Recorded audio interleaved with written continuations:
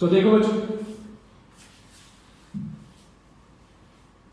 0 पर 3 हम पॉइंट्स बनाते जाएंगे और 10 पे हम जो है इसकी वैल्यू 15 मतलब पॉइंट्स मिलाते जाएंगे और 2 पर जो वैल्यू है 3 पर जो वैल्यू है हम वैल्यूज बनाते जाएंगे और इस पॉइंट्स को मिलाते जाएंगे तो हमारे पास टोटल कॉस्ट का कर्व आएगा, जो मैंने आपको लेक्चर के पहले हिस्से में टोटल कॉस्ट का कर्व बनाना भी सिखाया। क्वांटिटी यहाँ लिख लेनी है, टोटल कॉस्ट यहाँ लिख देनी है और जो पॉइंट्स हैं उन्हें आपस में मैच करते जाना है। जैसे डिमांड का कर्व बनाया, जैसे सप्लाई का कर्व बनाया, इसी तरह आपने मुख्तलिफ इलास्टिसिटीज के कर्व बनाए, बिल्कुल उसी तरह इनको भी पॉइंट्स को मिलाते जाए, आपके पास कर्व्स आते जाएंगे। सिर्फ आपको एहतियात ये करनी है कि आपको जो वैल्यूज प्लेस करनी है वो इक्वल डिफरेंसेस से ऐड के एक्स एक्सिस पर क्या लेना है और वाई एक्सिस पर क्या लेना है वो मैंने आपको साथ लिख दिया है ताकि आपके लिए टेबल बनाने उनसे डायग्राम बनाना आसान हो जाए। तो देखो बच्चों ये है वो तमाम एवरेजेस जो हमने पढ़ी थी। आप इन एवरेजेस को बनाएंगे, मैं आपको इनमें से कुछ 1-2 एवरेजेस जो है वो बनाना लास्ट पर वीडियो के सिखाऊंगा। आखिरी 5 मिनट की वीडियो होगी जिसमें ये तमाम एवरेजेस जो है इस तरह की वैल्यूज बनाना सिखाऊंगा एक टेबल लेकर। लेकिन अभी जो चीजें इंपॉर्टेंट है जो सीखना जरूरी है वो है इसकी ग्राफ की शेप। ये हर बिजनेस पर एक जैसी रहती है। लुक एट दिस, अपना एवरेज टोटल कॉस्ट देखें। एवरेज कॉस्ट पहले कम होती है, कम होते होते एक पॉइंट पर आकर ये बढ़ना शुरू हो जाती है। एवरेज कॉस्ट देखा आपने, कम हुई, कम होते होते फिर ये दोबारा बढ़ना शुरू होती है। सेम एवरेज फिक्स कॉस्ट को देखें, ये गिरती है, गिरते गिरते गिरते ये बिल्कुल एक्सिस के पास आ जाती है। मार्जिनल कॉस्ट को देखें, ये इंक्रीज कर रही है। मार्जिनल कॉस्ट बढ़ क्यों रही है? Diminishing total product, production function में याद करें, हर अगली लेबर पहली लेबर से कम प्रोडक्शन देता है। अगर एक लेबर ने 50 प्रोडक्शन करके दी तो सेकंड लेबर की वजह से प्रोडक्शन 50 हुई, सेकंड लेबर ने कितनी प्रोडक्शन करके दी? 40। इसका मतलब है कि आपकी कॉस्ट पहले से बढ़ गई, प्रोडक्शन कम हुई तो कॉस्ट बढ़ गई। एक इसने आपको एवरेज जो है वो 50 एक लेबर की प्रोडक्शन है, दूसरे लेबर की वजह से 40 हो गई, दोनों की मिलाकर डिवाइड करके देखें एवरेज प्रोडक्शन एक लेबर की कितनी रह गई? 45। इसका मतलब है एफिशिएंसी पे तो सैलरी तो पूरी दी लेकिन प्रोडक्शन पहले से क्या हो गई? कम हो गई। तो इसका मतलब है वो लेबर दूसरी आपको कॉस्टली पड़ रही है, इस वजह से कॉस्ट आपको क्या नहीं मिलेगी? बढ़ती हुई मिलेगी। इसमें बच्चों ये बात मैं आपको याद करवा रहा हूं, पक्की याद कर लेनी है, हमेशा याद कर लेनी है। पीएचडी इकोनॉमिक्स तक, कहां तक? पीएचडी इकोनॉमिक्स तक। आप जिंदगी में जहां मर्जी स्टडी करें, 2 चीजों को बड़ा इंपॉर्टेंट कॉस्ट के हवाले से याद रखना है, एक मार्जिनल कॉस्ट को और एक एवरेज कॉस्ट को। इनका रिलेशन कभी नहीं भूलना। यहां भी गौर से देख लें, मैं दोबारा बना के दे रहा हूं, ये देखें quantity, total cost, average fix cost, variable cost, average cost, marginal cost. मैं इनमें से मार्जिनल कॉस्ट और एवरेज कॉस्ट यहां बना रहा हूं। लुक एट दिस, आपकी एवरेज कॉस्ट यू शेप है और आपकी मार्जिनल कॉस्ट किसी एक पॉइंट पर मिल रही है। ओके, लुक एट दिस, एक पॉइंट ये है, इससे पहले स्टेप 1 है, ये स्टेप 2 है और ये स्टेप 3 है। याद रखना है, ये रिलेशन याद रखना है। पहले एवरेज कॉस्ट ज्यादा होती है, मार्जिनल कॉस्ट उसके मुकाबले में कम होती है। एक पॉइंट पर दोनों बराबर हो जाते हैं, उसके बाद मार्जिनल कॉस्ट हाई हो जाती है और एवरेज कॉस्ट उससे कम रह जाती है। ये शो क्या करता है? ये लॉस को शो करता है, ये प्रॉफिट को शो करता है, ये हाई कॉस्ट को शो कर रहा है, ये लेस कॉस्ट को शो कर रहा है। इसके बगैर कोई फर्म डिटरमिन नहीं होती। ये रिलेशन बच्चों कभी नहीं भूलना। मैं आपको जब भी कहूं एवरेज कॉस्ट और मार्जिनल कॉस्ट का रिलेशन बनाकर दिखाएं, आपने मार्जिनल कॉस्ट और एवरेज कॉस्ट के दरमियान में ये रिलेशन रखना है कि पहले average cost above, marginal cost उससे नीचे, एक पॉइंट पर दोनों बराबर और उसके बाद मार्जिनल कॉस्ट ऊपर और एवरेज कॉस्ट उससे बिलो होगी। तो बच्चों याद हो गया, ये रिलेशन नहीं भूलना। मार्जिनल कॉस्ट और एवरेज कॉस्ट का। जी बच्चों आगे चलते हैं। ये वो रिलेशन यहां लिखे भी हैं।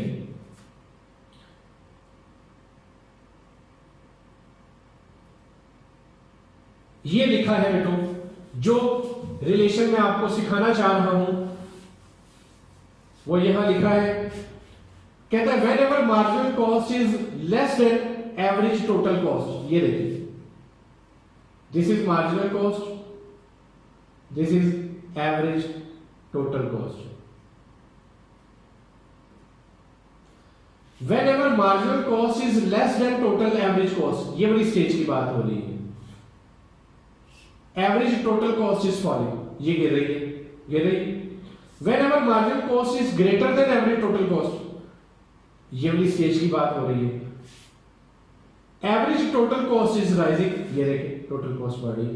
तो जब आपकी कॉस्ट बढ़ रही होगी एवरेज, तो आप फायदे में जा रहे होंगे, नुकसान में जा रहे होंगे। ये आपका एफिशिएंट स्केल पॉइंट है। ये पॉइंट कौन सा है?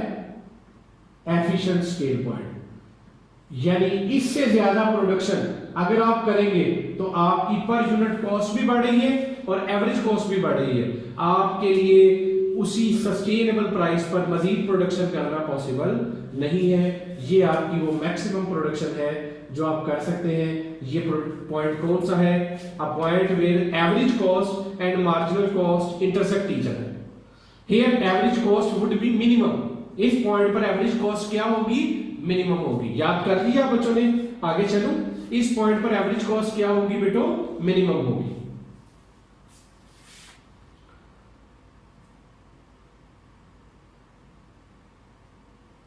ले बच्चों, ये वो एक कंप्लीट टेबल है जो भी मैंने आपको अलग अलग बनाकर दिखाया।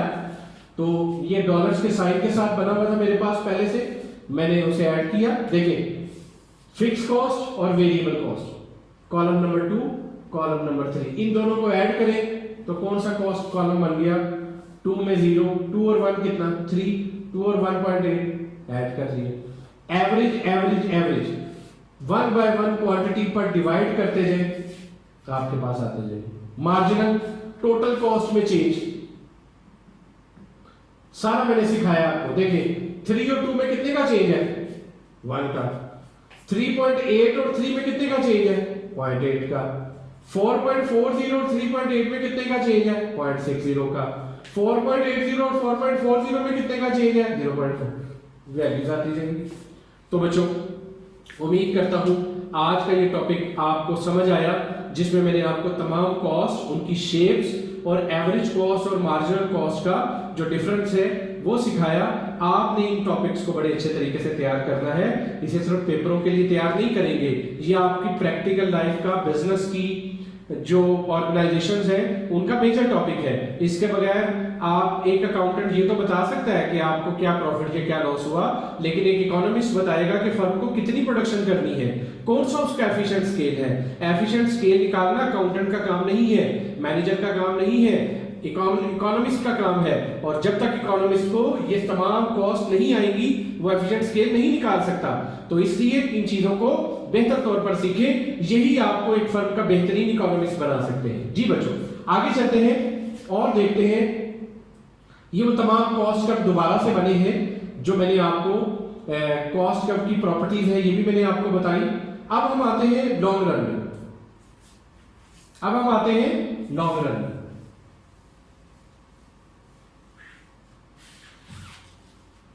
लॉन्ग रन में जो कॉस्ट कर्व्स होते हैं उसकी और शॉर्ट रन में जो डिफरेंस है वो मैंने आपको शॉर्ट रन और लॉन्ग रन का डिफरेंस सबसे पहले बता दिया था कि लॉन्ग रन में कोई भी फिक्स फैक्टर प्रोडक्शन नहीं होता तो फिक्स कॉस्ट भी नहीं होती। जब फिक्स फैक्ट्री प्रोडक्शन ही नहीं है, सब वेरिएबल है, तो सारी कॉस्ट भी क्या होती है बेटो? वेरिएबल होती है। और लॉन्ग रन की जो कॉस्ट है वो शॉर्ट रन के मुख्तलिफ बिजनेस सेक्टर्स को ऐड करने से बनती है। क्या मतलब? ये देखिए,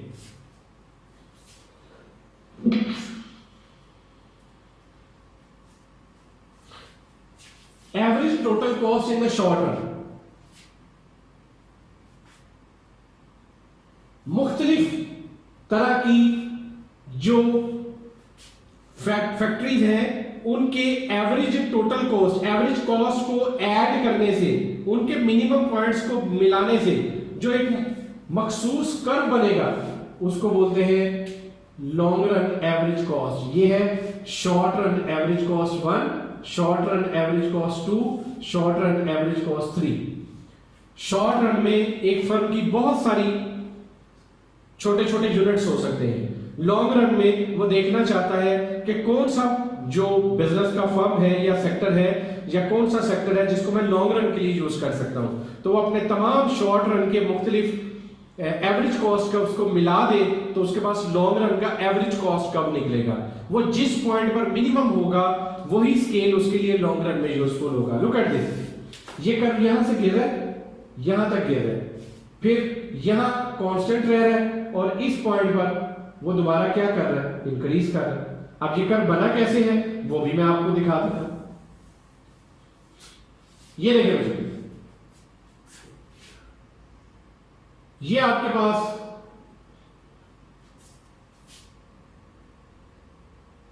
एक शॉर्ट रन एवरेज कॉस्ट का, ये आपके पास एक और शॉर्ट रन एवरेज कॉस्ट का, और इसी तरह तीसरा भी आप बनाएंगे।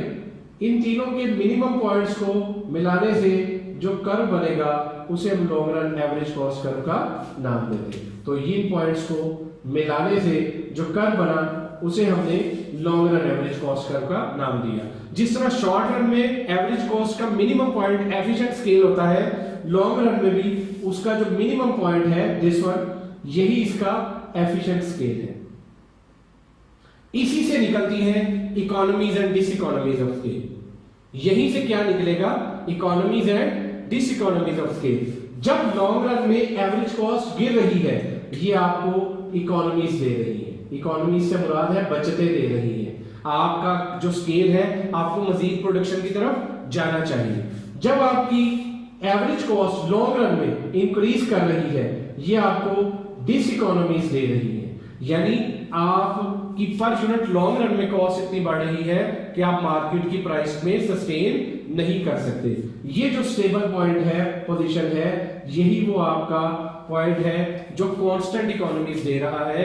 यानी इसके अंदर जितनी भी प्रोडक्शन करेंगे आपको हर नया आने वाला यूनिट सेम कॉस्ट में लगेगा।